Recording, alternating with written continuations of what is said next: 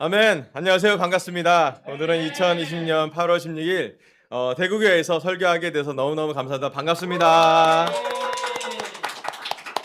저는 대구교회 사랑을 많이 받은 것 같습니다. 여러분의 기도에 너무 감사합니다. 특히 이 예배는 또 강서교회도 유튜브로 드리고 있고요. 또 우리 제주 가정교회도 함께 예배를 드리고 있습니다. 그래서 진짜 뭐 섬 바다 건너도 있고 여러 가지 많은 교회에서 함께 예배를 드리니까 저는 너무 감사한 것 같아요. 특히 대구교회 볼 때마다 기도하고 있는데 너무 여러분은 대구는 치유의 도시예요. 제가 대구교회 올 때마다 뭔가 회복이 되고 격려가 되고 여러분의 기도가 대구 지역을 꽉 이렇게 쌓은 것 같아서 너무 기쁩니다. 초대해 준 우리 강동진 목사님 부부에게 너무 감사하고 싶고요. 저희 36년 된 우정이 있어서 이것도 너무 감사하다고 하나님께 찬양을 드리고 싶습니다. 또 제가 오는 주에 이 남부 지역에 단비가 내렸잖아요. 너무 필요한 거잖아요. 저는 오늘 설교가 하나님이 여러분에게 주신 단비처럼 역사하시기를 간절히 바라고 있습니다. 지연자매의 무딘 마음에 대한 성찬 너무 감사하고 싶고요. 정말 십자가를 가까이 가고 싶은 우리의 첫사랑을 다시 한번 기억하면 좋겠습니다. 저는 최근에 우리 강도님 목사님 부부 또 김현지 자매님이랑 교제하면서 대구의 소식을 좀 들었는데 특히 이제 올해 크고 작은 고난들이 많이 생겼다라는 얘기를 들었습니다. 어려움들이 생겨서 조금 힘들었다는 얘기를 듣고 나서 말씀을 준비하면서 사실은 지난 한 10년, 2011년 강서교회를 시작한 때부터 지금까지 또 최근에 지난 3년까지 제가 원튼 원치 않던 많이 묵상한 게 고난이었어요. 왜냐면 고난스러웠잖아요. 그렇잖아요. 피할 수 있으면 좋은데 뭐 여러 가지 상황이 있었지만 제 삶에 여러 가지 어려움이나 고난이나 시험들을 어떻게 하나님의 말씀으로 보고 공감하고 또 심지어는 그것을 대응할 수 있을지 고민하면서 저 개인적으로 이걸 고난 신학으로 부르거든요. 이걸 공부하게 했으니 여러분들 최고의 것을 좀 하나님이 전달하길 바라면서 말씀을 준비했습니다. 우리 함께 사도행전 9장 15절부터 19절까지 설교 주제는요. 고난을 통한 하나님의 선물입니다. 여기 그림을 좀 보시면 이게 샤갈이라는 화가의 하얀 십자가 그림이에요. 저와 저희 아내가 이렇게 그 말씀을 볼 때 말씀과 연결된 그림을 되게 보는 걸 좋아하는데 되게 아름다운 그림 중에 하나인데 이 하얀 십자가의 뜻이 뭐냐면 이 유대인들이 그 아우슈비츠에 박해받고 너무나 많은 것을 상징하는 십자가예요. 그러니까 예수님의 십자가는 아름다운 것일 수도 있지만 가장 불평등하고 가장 고난이 많은 상처나 정말 아픔이 많은 곳에 십자가가 놓여져 있다라는 그림이라서 그리고 더 정확히 좀 자세히 볼지 모르겠지만 이 십자가로부터 빛이 이렇게 발산되는 걸 볼 수가 있습니다. 그래서 정말로 이 말씀과 정말 연결돼서 이 말씀을 준비해 봤습니다. 설교 제목은 고난을 통한 하나님의 선물입니다. 사도행전 9장 15절부터 19절까지 제가 한번 읽어 보겠습니다. 주님께서 그에게 말씀하셨다. 가거라. 그는 내 이름을 이방 사람들과 임금들과 이스라엘 자손들 앞에 가지고 갈 내가 택한 내 그릇이다. 그가 내 이름을 위하여 얼마나 많은 고난을 받아야 할지를 내가 그에게 보여주려고 한다. 그래서 아나니아가 떠나서 그 집에 들어가 사울에게 손을 얹고 형제 사울이여 그대가 오는 도중에 그대에게 나타나신 주 예수께서 나를 보내셨소. 그것은 그대가 시력을 회복하고 성령으로 충만하게 되도록 하시려는 것이요 하고 말하였다. 곧 사울의 눈에서 비늘 같은 것이 떨어져 나가고 그는 시력을 회복하였다. 그리고 그는 일어나서 침례를 받고 음식을 먹고 힘을 얻었다. 사울은 며칠 동안 다마스쿠스에 있는 제자들과 함께 지냈다. 아멘. 하나님께서 사도 바울, 여기는 사울로 되지만 제자가 되고 난 다음에 바울로 바뀌죠. 바울을 부르실 때 아나니아라는 제자한테 주신 말씀이었어요. 제가 이 말씀을 보면서 키워드로 본 게 그는 내가 택한 내 그릇이라고요. 그릇이라고 표현했어요. 그리고 내 이름을 위하여 그가 얼마나 많은 고난을 받아야 할지를 그에게 보여주러 간다. 그리고 그가 침례를 받을 때 시력도 회복했지만 성령으로 충만하게 된 거라고 이것을 했다고 아나니아는 말합니다. 여러분 사도 바울이 하나님께 불려짐을 받을잖아요. 소명을 받을 때 그는 하나님의 그릇이 됩니다. 근데 그 그릇은 어떤 그릇이냐면 고난을 담아야 되는 그릇이에요. 여러분 예수님도 하나님의 아주 큰 그릇이 되십니다. 하나님이 정하신 고난을 담은 십자가를 지어가는 그 그릇으로 불려집니다. 저는 물론 말씀을 보면 고난만 있지는 않아요. 고난과 영광은 하나의 세트 같습니다. 동전의 앞뒷면 같아요. 이쪽으로 보면 고난인데요. 반대쪽으로 보면 그 고난을 통해 하나님이 영광을 드러내십니다. 이게 복음의 거의 핵심이라고 볼 수 있어요. 그래서 오늘 저 첫 번째 포인트는요. 바울 고난을 담고 복음 은혜를 경험합니다입니다. 사도 바울이 회심했을 때 빛을 보는 장면이기도 해요. 고난을 담는 그릇이 되면서 그는 복음을 은혜를 경험합니다. 우리 고린도후서 4장 7절부터 10절까지 같이 한 목소리로 중심 구절이니까 우리 함께 목소리를 내서 읽어봤으면 좋겠습니다. 7절 우리는 시작 우리는 이 보물을 질그릇에 간직하고 있습니다. 이 엄청난 능력은 하나님에게서 나온 것이지 우리에게서 나는 것이 아닙니다. 우리는 사방으로 죄어들어도 움츠러들지 않으며 답답한 일을 당해도 낙심하지 않으며 박해를 당해도 버림받지 않으며 거꾸로 뜨림을 당해도 망하지 않습니다. 우리는 언제나 예수의 죽음 당하심을 우리 몸에 짊어지고 다닙니다. 그것은 예수의 생명 또한 우리 몸에 나타나게 하기 위함입니다. 아멘. 사도 바울은 자기를 어떻게 설명하냐면 우리는 이 보물을 질그릇에 간직하고 있다고 합니다. 그럼 질그릇 모습 이렇습니다. 국립 로마 박물관에 이렇게 질그릇이 있어요. 그리고 튀르키예 한 박물관에는 질그릇이 이렇게 발견됐는데 거기에 이렇게 동전이 있는 모습이 있습니다. 그 보물이에요, 보물. 금이 전도 있으면 엄청난 금입니다. 여러분, 금은 너무 우리가 보고 싶고 담고 싶죠. 여러분 다 대구제들 담고 싶잖아요. 여러분 집에 금을, 마음을 담고 있으면 좋잖아요. 그런데 금을 담는 그릇이 뭐냐는 거죠. 금은 있는데 그릇이 담겨져야 되잖아요. 근데 여러분 질그릇 어떠세요? 금을 닮을 만한 그릇인가요? 금과 어울린가요? 아마 우리 대한민국 사람 중에 부자 중에 금을 담는다면 질그릇에 담지는 않을 것 같아요. 철통 보안이 되는 금고에 담을 수는 있겠죠. 아무도 모르는 게 숨겨놔야 되기 때문에. 그런데 사도 바울은 보물을 담은 질그릇이라고 자신을 표현합니다. 질그릇은 어떻습니까? 질그릇은 어떤 특징이 있어요? 네, 질그릇은 강한 그릇이 아닙니다. 조금만 흠이 나도 깨져요. 예, 싼 그릇이에요. 또 어때요? 예, 질그릇은 아름답지는 않은 것 같아요. 또 질그릇은 약한 것이 그 성질입니다. 우리 강동희 목사님도 키치키 그 일본의 그 금으로 만든 깨진 그릇 연결한 그릇도 얘기했는데 질그릇은 그렇게 매력적이진 않습니다.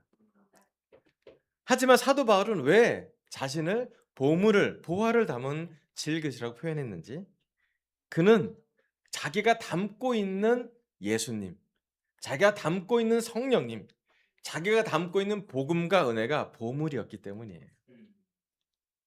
여러분 많은 경우 우리는 그릇에 집중합니다. 우리라는 그릇. 여러분 아름답습니까? 대구 자매도 참 아름답습니다. 형제들 멋있습니까? 아멘. 멋있습니다. 상창이는 운동을 잘합니다. 멋있습니다. 멋있고 아름답지만 우리 조금 약해져 가고 있지 않습니까? 깨지기 쉬운 그릇이라고 성경은 자매들을 이야기합니다. 여러분 때로는 우리는 강하고 멋지고 영광스럽고 빛나는 것을 추구하지만 우리 삶에는 돌아보면 나는 좀 깨지기 쉬운데 내가 이렇게 강한지 내가 이렇게 약한 사람인가? 왜 피로는 회복되지 않는 거야? 어제의 피로가 오늘은 자고 나면 깼는데 왜 그렇게 없어지지 않고 있는 거지? 요즘 우리 중에 아픈 사람 있잖아요. 예. 작게든 크게든 중병이든 아프면 약해짐을 너무 느껴요. 할 수 있는 게 많지 않습니다. 영광은 쉽게 잊혀지고 고난은 좀 오래 가는 것 같지 않아요? 사도 바울의 고난 에세이를 몇 개 좀 읽어 드릴게요. 그가 무엇을 담았는지. 고린도후서 11장 23절 20절 읽겠습니다. 그들이 그리스도의 일꾼이니까 내가 정신 나간 사람 같이 말합니다마는 나는 더욱 그렇습니다. 나는 수고도 더 많이 하고 감옥살이도 더 많이 하고 매도 더 많이 맞고 여러 번 죽을 뻔하였습니다. 유대 사람들에게서 마흔에서 하나를 뺀 매를 맞은 것이 5번이요, 채찍으로 맞은 것이 3번이요, 돌로 맞은 것이 1번이요, 파설을 당한 것이 3번이요, 밤낮 꼬박 하루를 망망한 바다를 떠다녔습니다. 자주 여행하는 동안에는 강물의 위험과 강도의 위험과 동족의 위험과 이방 사람들의 위험과 도시의 위험과 광야의 위험과 바다의 위험과 거짓 형제의 위험을 당하였습니다. 수고와 고역에 시달리고 여러 번 밤을 지새우고 줄이고 목마르고 여러 번 굶고 추위에 떨고 헐벗었습니다. 여러분, 사도 바울이 고린도 전서와 후서 쓸 때 그 어체가 달라집니다. 고린도 전서는 당당한 말로 강력한 교회 인도자로 말씀을 전합니다. 하지만 고린도 후서에서는 신기하게도 아주 온유한 글로, 유순한 글로 그는 이 글을 적습니다.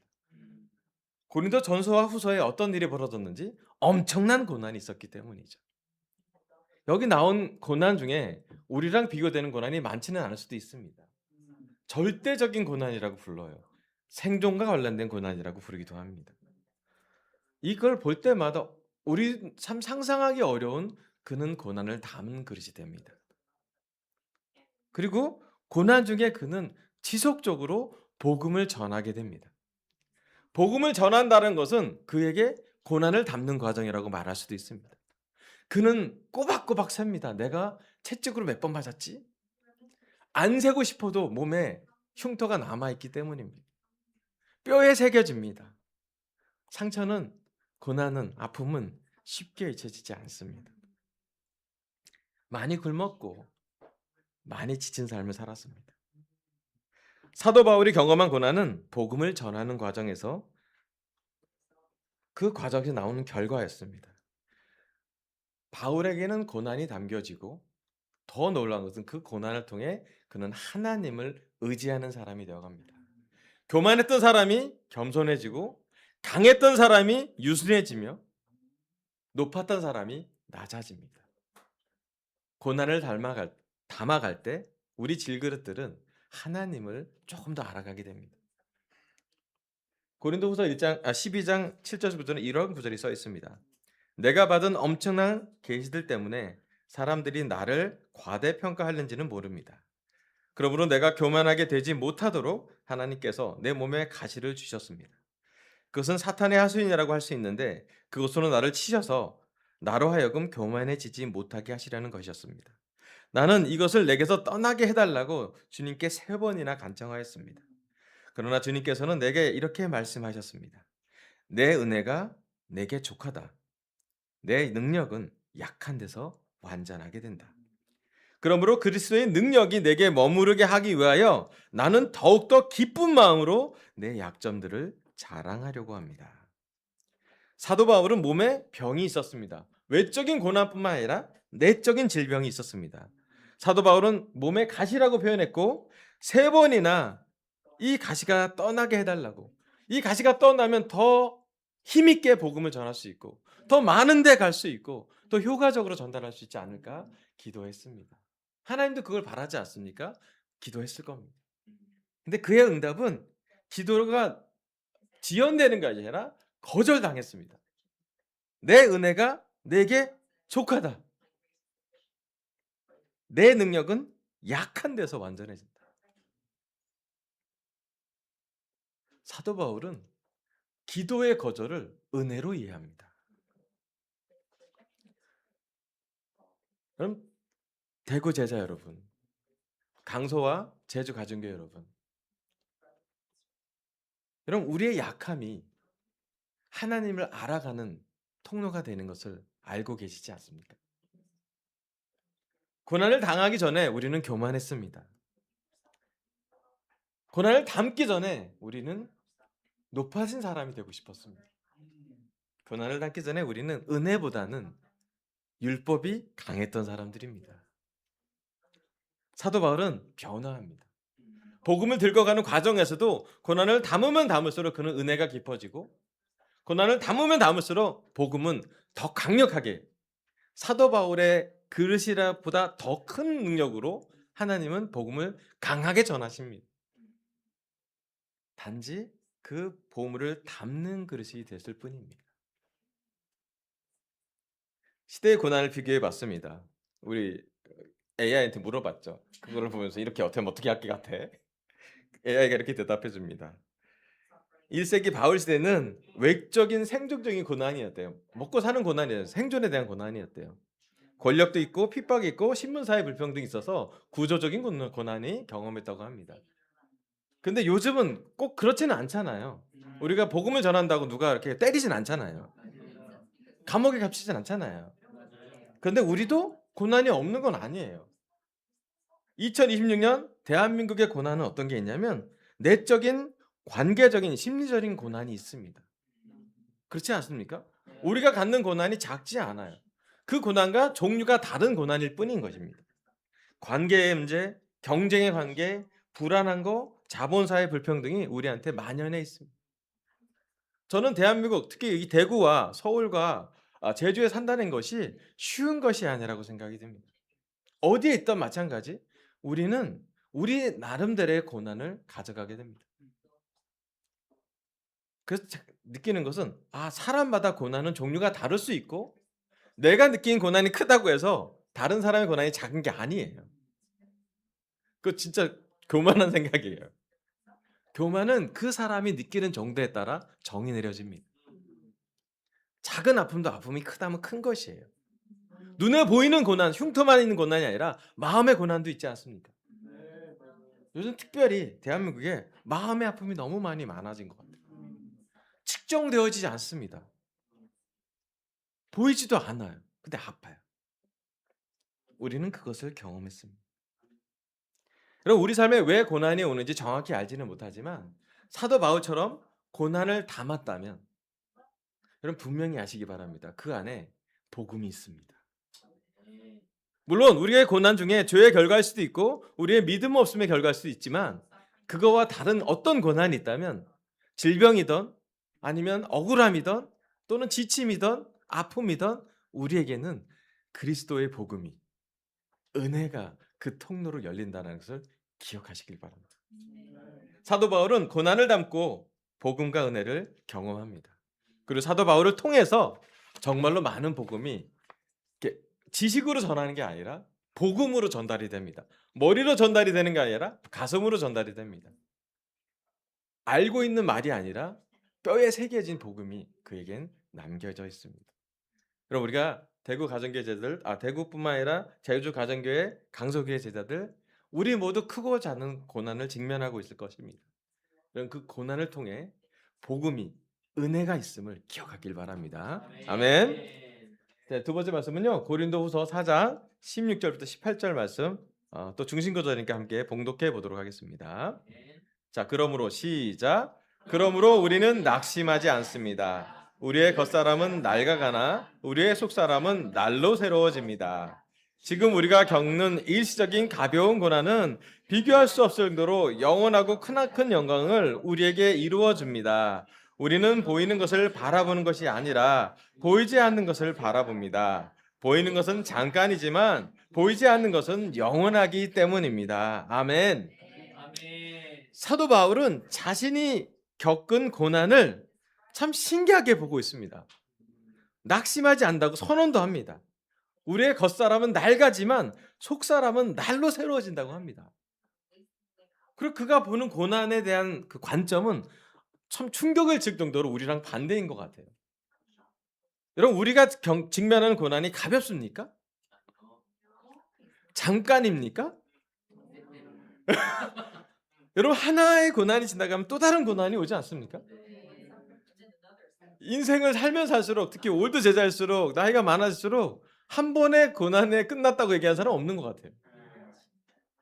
징글징글하네요.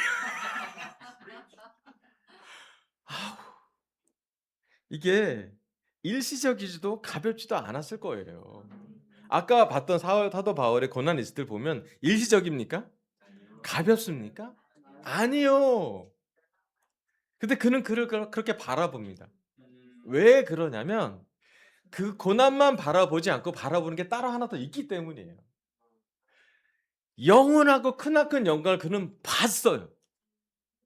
자기의 시력이 눈을 뜨는 걸 봤고 육체적인 시력을 뜨는 것뿐만 아니라 어떠한 영적인 걸 봤어요.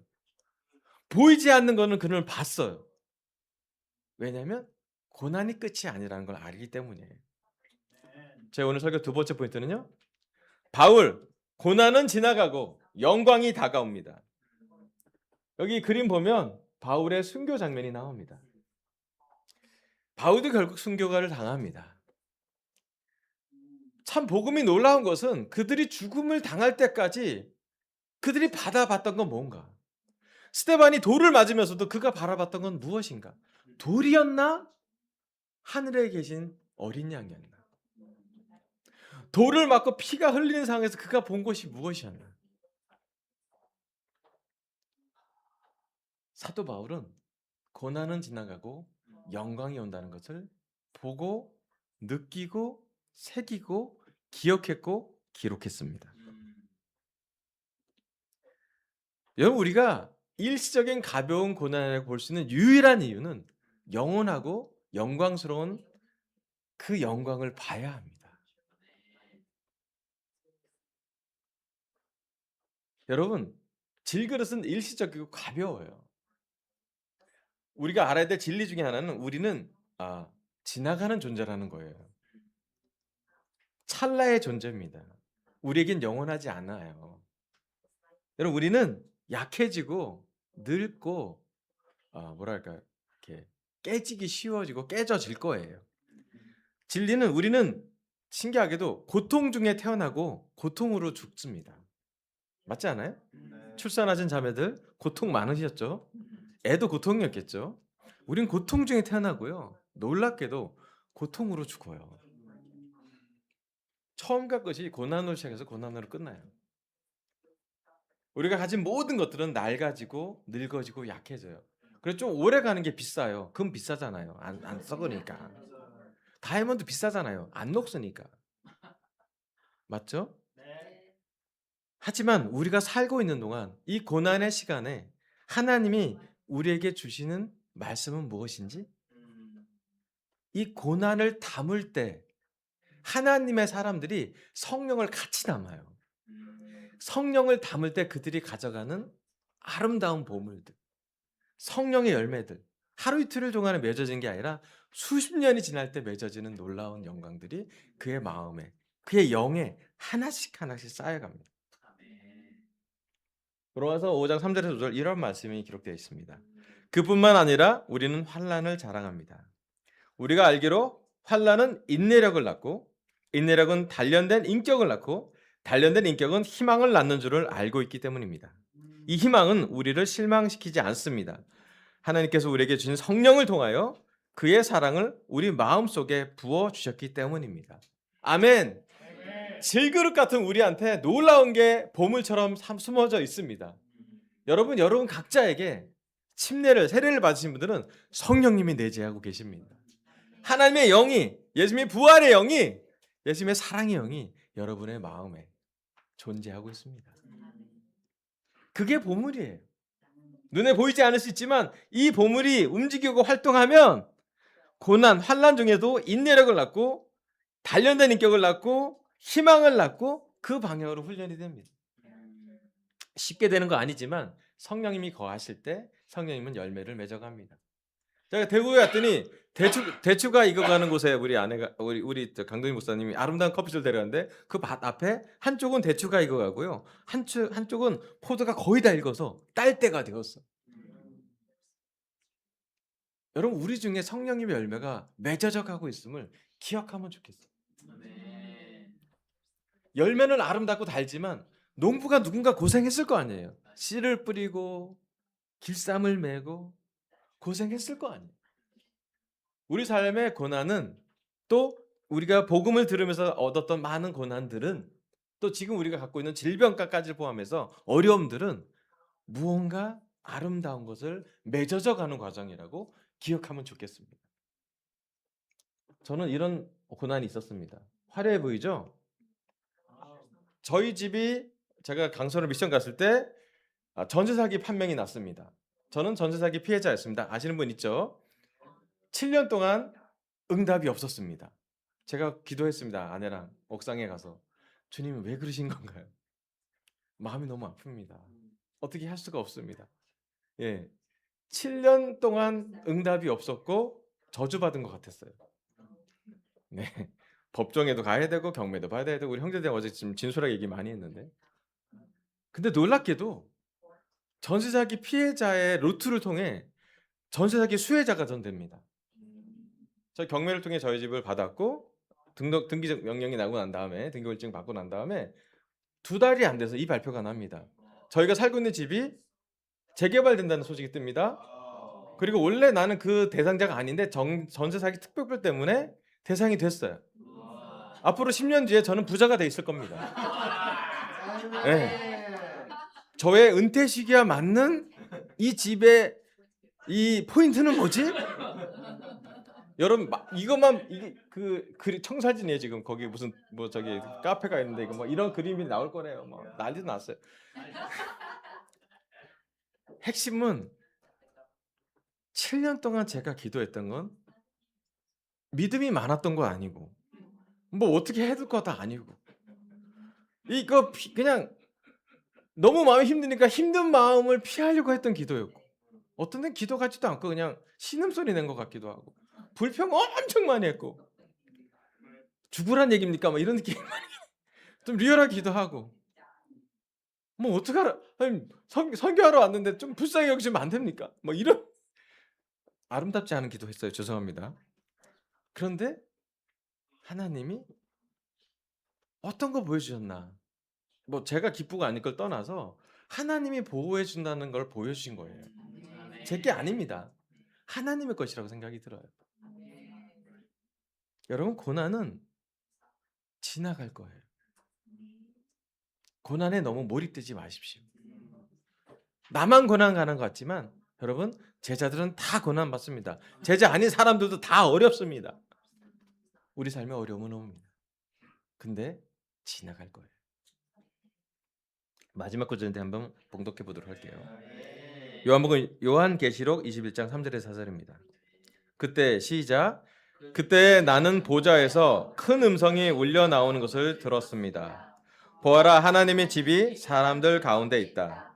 하나님이 그들과 함께 계실 것이요 그들은 하나님의 백성이 될 것이다.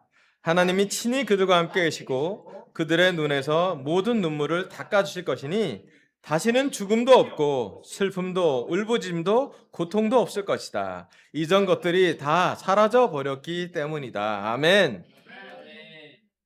사도 요한은 계시록을 쓰면서 이것을 바라봅니다. 하늘 보좌에서 오는 큰 음성이 들렸는데 하나님의 집에 가면 하나님의 하늘나라에 가면 하나님이 그들과 함께 계실 거라고요.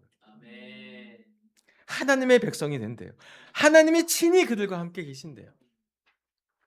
그들의 눈에서 모든 눈물을 닦아주실 거예요.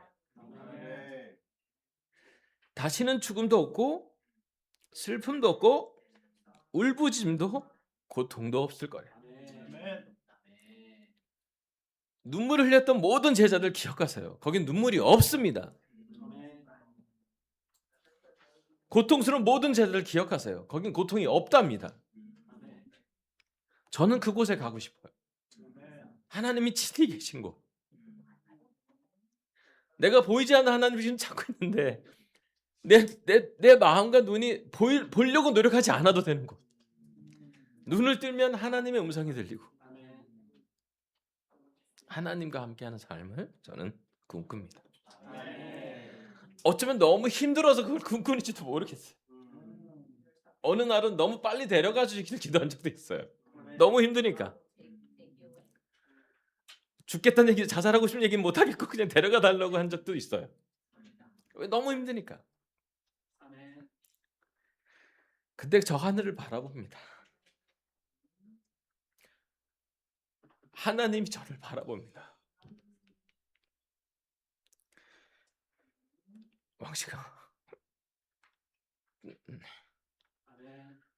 조금만 참아. 내가 친히 너의 눈물 다 닦아줄게. 많이 아프지? 조금만 참아라. 거기에는 결승선 피니시 라인이 있어. 죽고 싶지만 조금만 참아라.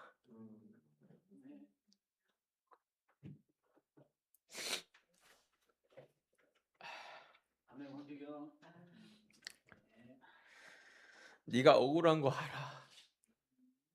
이해가 안 가는 것도 알아.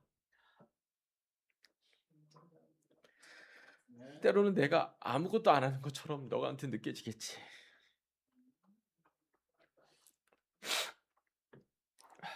근데 끝이 있어, 왕식아. 가면 너무너무 너가 갖고 있는 눈물보다 훨씬 더 깊을 거야. 너가 같은 고통보다 100배, 200배, 300배 깊을 거야. 그 좋은 곳에 혼자 가지 말고 같이 가라. 한 사람이라도 데려가라.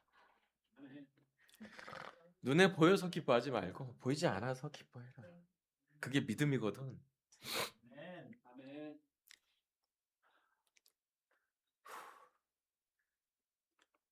저희 장인 어르신이 2011년에 뇌출혈로 쓰러지셨습니다. 돌아가실 뻔하신 분을 한국에 모셨습니다. 장인 장모님이 회복하고 세례 받으시고, 특히 장인어른 세례 받으시고 어머니한테 처음 사과하시고, 그 이후 리마인드 웨딩을 하시는 장면입니다. 믿어지지 않은 장면이었어요. 왜냐하면 장인어른이 돌아가실 뻔했을 때, 뇌출혈했을 때 무릎 꿇기 됐거든요. 3개월 후에 의식이 회복됐고 한국에 오셔서 15년 동안 살았어요. 저희가 4층, 장인 장모님 5층에 모시고 애리랑 같이 손잡고 다니셨어요. 장인 어르신은 뇌출혈, 장모님은 조현병, 저희 아내와 저는 15년간 병간호를 합니다. 고통이 없었다면 거짓말이죠. 근데 끝이 있었어요. 작년 11월에 우리 장모님을 하늘나라로 보내고 난 다음에 우리 아내한테 저는 그런 얘기를 했어요. 이제 우리 간병인 졸업이다. 이제 끝이 나서 괜찮아. 에리 진로도 고민했는데 이 밝고 맑았던 에리는 어디로 가서 어떻게 살아야 되는지 하나님께서 호주로 보내셔서 잘 지내게 도와주셨습니다. 교회 통장이 없어서 발을 동동 구르고 있었는데 하나님이 어떤 역사를 통해서 통장을 보내주셨고, 강석이가 재건 예배를 드릴 정도로 우리 손으로 지지고 볶고해서 재건 예배를 드렸습니다. 여러분, 때로는 우리 고통과 고난이 지나가지 않을 것처럼 보이지만 지나갑니다. 여러분, 저 하늘에는 눈물이 없다고 합니다.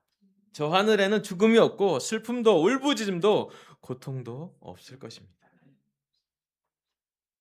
그럼 반대가 뭐예요? 저 하늘에는 기쁨만 있다는 거예요. 저 하늘에는 정말 아름다운 보상이 기다리고 있어요. 저 하늘에는 영원하고 크나큰 영광이 기다리고 있어요. 여러분, 우리 같이 갑시다. 지금 너무 고난당해서 힘든 사람 있습니까? 울어도 됩니다. 울지 말라는 얘기 안 할게요. 울어도 돼요. 여기 충분히 울면 나중에 안 울어도 되거든요. 고통스럽다면 신음소리 내셔도 됩니다. 하나님께 울부짖어도 돼요. 아름다운 기도가 아니라 고난에 응당하는 기도를 하십시오. 근데 잊지 마십시오. 우리는 고난을 담고 복음을 경험합니다. 우리는 고난이 지나갈 거고 크고 영광스러운 영원한 영광을 바라봅니다. 설교 마무리할게요. 고난을 통한 하나님의 선물, 고난이라는 포장을 뜯어보면 이 두 가지 선물이 남아 있습니다. 바울, 고난을 담고 복음, 은혜를 경험합니다. 내 삶 속에 있던 고난을 담고 복음과 은혜를 경험한 것을 기억하길 바랍니다. 두 번째, 바울, 고난은 지나가고 영광이 다가옵니다. 고난이 지나가면 영원한 보물이 있는 것을, 남는 것을 확신하길 바라며 설교 마치겠습니다. 감사합니다.